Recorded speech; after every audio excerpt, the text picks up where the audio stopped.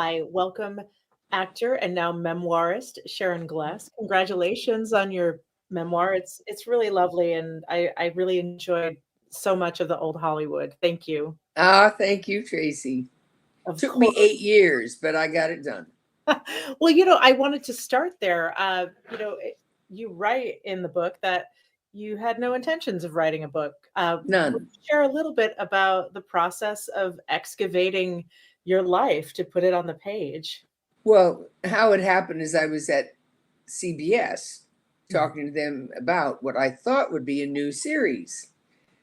Um, After Burn Notice. Burn Notice was a series I had done after Queer as Folk, and it was ending, and CBS asked to meet me. So I went in thinking, this is going to be so cool. I'm going to get another series because Cagney and Lacey was on CBS.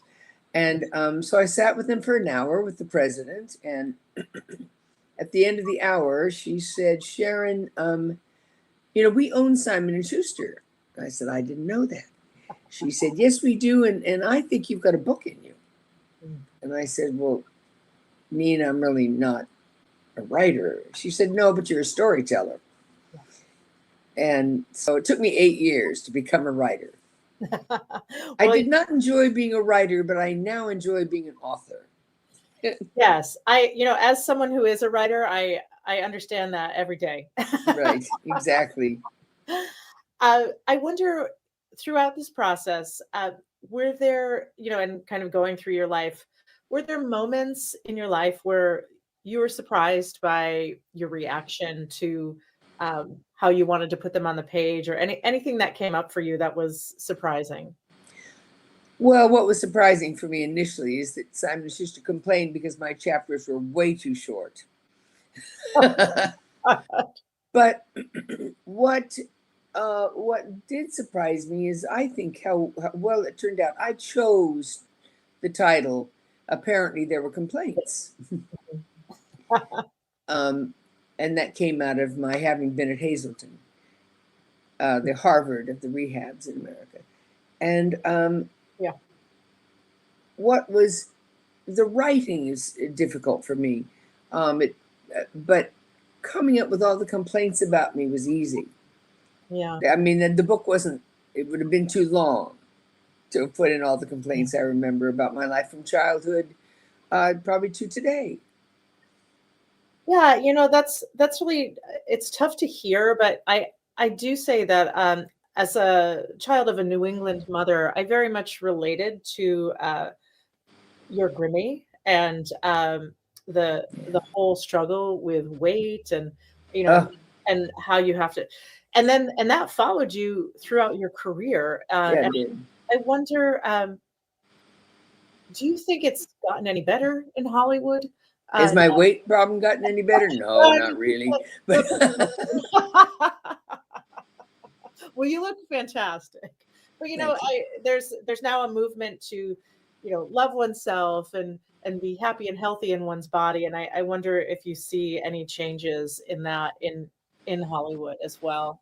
Um, I notice in models. Mhm. I don't hang out with models, but magazines Mhm. and billboards and things. The models all look like normal people.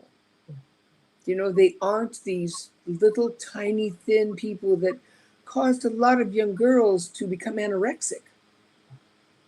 Do you know what I'm saying? I mean, those models were the girls' role models. Who that's who they wanted to look like. Yeah. Well, probably you're too young to remember Karen Carpenter, but that was a very Oh, tragic. no, I know, I do remember. Yeah, a great singer, and she, just tried to follow the models Yeah. and became anorexic and very thin and died of a heart attack. Yeah. Yeah. And that was going on, the Twiggy movement. But I don't know. My grandmother was just very rough on me, and just hated that I tended to get heavy. Yeah. Um, there is, I know we don't have a lot of time. My grandmother was the sort of the star of that book, of Yes. my childhood and my Very teen much. years. But I asked, there's piece at the very end of my book, and it was everything to me that I wanted my grandmother to be proud of me. I tried. I danced as hard as I could. Do you know what I mean? When someone else is holding the purse strings, you got to dance. Yeah. And I don't mean literally. And years later, years and years later, I was very successful in my business. I was making good money. I had a home in Malibu. I was getting awards for my work. And that's not how I started. That's what I'm saying. And I mean, I worked hard. I obtained those things. And I went to this psychic and I said, I want to ask a message of my grandmother. I guess they're not psychics, it's where they talk to the dead. Mm-hmm. And we'd had great success in talking to other people. And I said, I want to ask my grandmother something. She said, what? And I said all those things that have now proved that I'm successful. And I said, do you think she's proud of me now? And she said, let me check. And she sort of went into her thing. And she came out. She said to tell you, Sharon, that she's proud of you still. Yeah. And I thought, I believe that. Mm-hmm. I think she always was proud of me. She was tough on me. Yeah. And I thank her. I mean, obviously, there are scars, where I always go around wondering if people think of that. But I wrote that book without the booze, Mm-hmm. without the drugs. I had to look at myself in the mirror, just straight on, Mm-hmm. and come up with that book. And I'm sure it was much easier that I was sober when I did it. Yeah. I do find that a lot of it has to do with it being difficult to be a woman in the world, in the business, the expectations placed on women. And clearly, it seems as though your grandmother was trying to look out for you in her way to prepare you for that. And then, of course, I don't think she was preparing me for show business. My grandparents did not approve at all. I mean, we went to the theater, but we certainly didn't perform in the theater. Well, we're with the Advocate and the Advocate channel, and I think I don't have to tell you how much I actually came out in the 80s, and I knew some older lesbians who were obsessed with Cagney and Lacey. Not only was Cagney and Lacey, something that showed women in a different light on TV, but also it was something that made lesbians who had no visibility feel seen, because these were strong, independent women, and their friendship was at the heart of the show. And I wonder if you would talk a little bit about what it means to you to have been a light for people who didn't see themselves. I have to tell you now, in retrospect, I'm very proud and very happy that my character, Christine Cagney, could have that kind of impact. But at the time, when we were shooting the show, we had no idea the impact we were having. We just didn't. We were on a sound stage. There was not like there was applause. Occasionally, the crew would applaud if we'd done a really cool scene. But it's not like being on stage and, if you're being received or not. We were thrown off the air 3 times by the time the show had ended, all the years had ended. And some affiliate stations would not air our episodes because they were just too daring. They talk about women and abortions and alcohol, because Christine Cagney was a raging alcoholic. But that was some of our finest work. Mm-hmm. Was the bigger chance we took, the more the numbers started rolling in. We had 35 million viewers a night. I mean, that's like the Super Bowl. Mm-hmm. But in that day and age, there weren't a lot of stations. There were the 3 networks. But I don't think we knew at the time the impact we were having. I know it's the impact my husband, who created the show and executive produced it, that was his hope that it would have the impact, because his wife at the time was a staunch feminist and taught him about feminism. And then he wanted to do a movie called Butch Cassidy and the Sundance Kid, but with women. Right. And it became Cagney and Lacey. And there was a moment when the show we'd done almost all of our 6 years, and we were marching on Washington. It was during the Bush era. All the women marched for the first time. Yeah. And Tyne and I, Whoopi and Gloria Steinem, we were all asked to lead, holding the banner, and I was totally naive as to our impact or at all. I didn't know. And when we got to the podium at the Washington Monument, Gloria Steinem says, "Go out there." I said, "Go out there?" No. I'm going to go out there. I said, "What do I say?" She said, "Nothing, just walk out." And I said, "Tyne, she wants us to walk out. We better do it. It's Gloria Steinem." So we walked out. I'm telling you, Tracy, the women went crazy. There were hundreds of thousands of women. I'd never seen anything like it.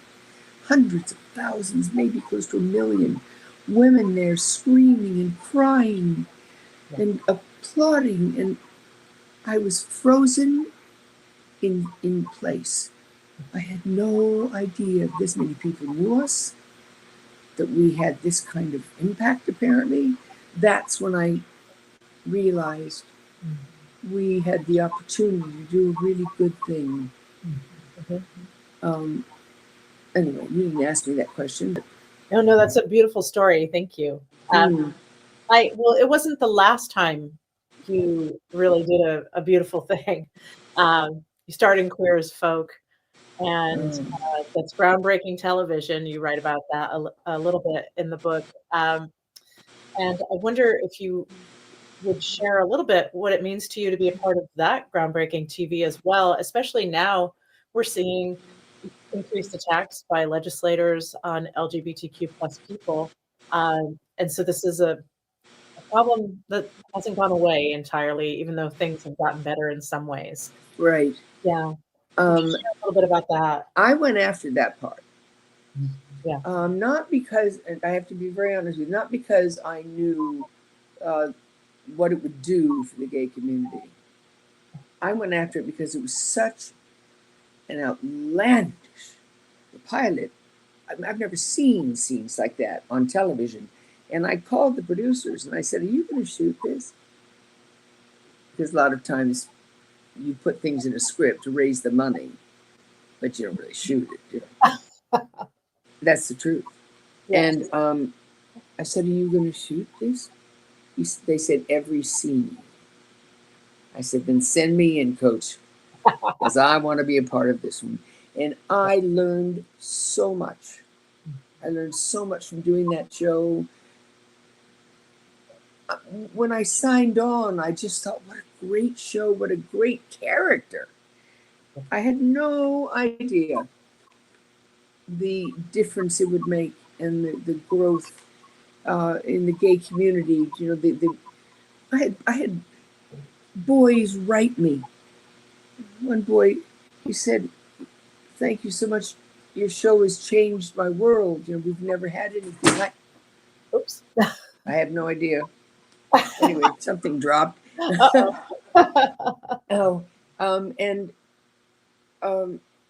He said, "We've never had anything like this." He said, my best friend is dead. He committed suicide because he thought there was no place for us to go and your show hadn't been on the air yet. He said, "And I wanted to leave too, and then I saw your show. And I saw you.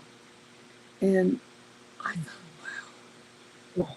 Oh my God, how sad, but what an honor that I got to be part of something that was that life-saving, and gave permission to those boys and hopefully the women who were watching that they're safe.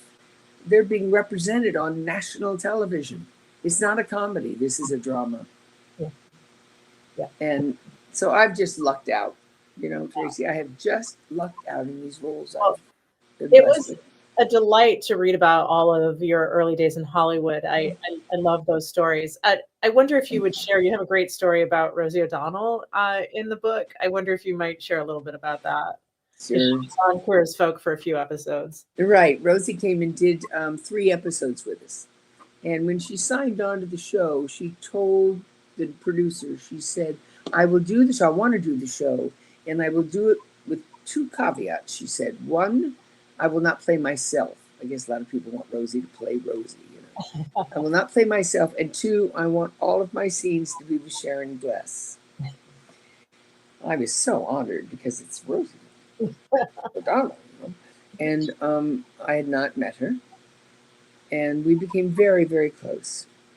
And one of the scenes in the show was that we get drunk together. And Rosie kisses her on a bar stool. Rosie doesn't remember it later, or she denies that it ever happened. Anyway, in real life, Rosie sends me roses to my apartment after all the scenes that we did. And she said, thank you so much for having me on the show. And you're a great kisser. I went, wow. I kept this card forever. I will never lose that That card. is a badge of honor. Oh, yes, that's what I thought. And we became friends. She and I both live in Miami, and we did. And I went out for drinks and dinner with her one night, and I sort of misunderstood, I guess. I don't know. I just said, Ro, I really love you. I really have come to love you so much. I never felt this kind of affection for a woman. And I think, I said, do you think maybe you and I? She said, oh, Glessy. I said, what? She said, you're so straight. And I said, well, I guess I was just taking my best shot, I loved her so, so much that I was transferring that love into being physical with her. Right. And she allowed us how that wasn't going to happen. But today she's still one of my very dearest friends. And I write about it in the book. Yes. Silly me, but. No, I love it. Thank you. We probably don't have much more time. I wanted to give you an opportunity to touch on anything in the book that we haven't talked about that you would like to. Oh gosh. There's so many things. There's such through all the complaints, there's tremendous gratitude. I mean, I talk about being a contract player, which I think would be very interesting for people. A young contract player. I was trained by a studio. That doesn't happen anymore. I have to say I'm the last contract player in the history of Hollywood. Wow. I've just had an extraordinary career, one that I could never have dreamed. And I'm so grateful. And one of the shows I'm the most grateful for, the 2 shows, is Cagney and Lacey and Queer as Folk, because it totally changed my experience of the gay community. I just had friends, we'd go out and drink, and great, and all my gay pals. And I never really knew the pain and the heartache that the community was going through because they had not been accepted. And I'm very proud that Queer as Folk changed that for people and caused people to live. Yeah. Well, and I'm sorry. No, I'm just rattling. Well, I read in the book as well that Michelle Clooney said that because you signed on, the rest of them signed on. And so you really got that ball rolling. That's so important. Believe me, I would love to tell you that was intentional. I had no intention of being a role model for actors. Come on and do it with me. I just wanted that part. Yeah. And yes, the first day of makeup, I was having the red wig put on and the thing. It was a long process. And as I was leaving, Michelle caught my hand and she said, thank you so much, Michelle Clooney. She said, thank you so much for doing this. She said, I was afraid. And I thought, if Sharon Gless does it, then damn, I want to be there too. And I was so flattered that I guess I had that impact, because she's a fantastic actress. We were very lucky together. So good. But all of those actors were brave, those men. I mean, they were doing it on film, you know? And look at Peter Page. He is thriving. No kidding. I just worked for Peter On Station 19? on Station 19. Amazing. I don't usually do guest spots, but he's not very close friends. And he called me and said, I've got this really cool role, and Yeah. would you come and do it? And I did. And we had a wonderful time. He's a great director. Yes. Yes. Because he knows me so well. I could see in the corner of my eye, I could see him laughing. He knew my stuff. But he's a wonderful director, and he's a wonderful writer, and a very successful producer now. Yeah, I got to know him through the Fosters and Good Trouble. Right. Yeah, so really, really lovely person. Yeah. Well, he was smart enough to get out and go do something productive and lucrative, like produce and direct, you know? Yeah, he's a very talented man, and very kind. He's a great heart. Yeah, wonderful. Well, Sharon Gless, actor and oh my God. Apparently there were complaints. Thank you so much Tracy, for taking this time. Thank you so very much for having me. Yes, of course.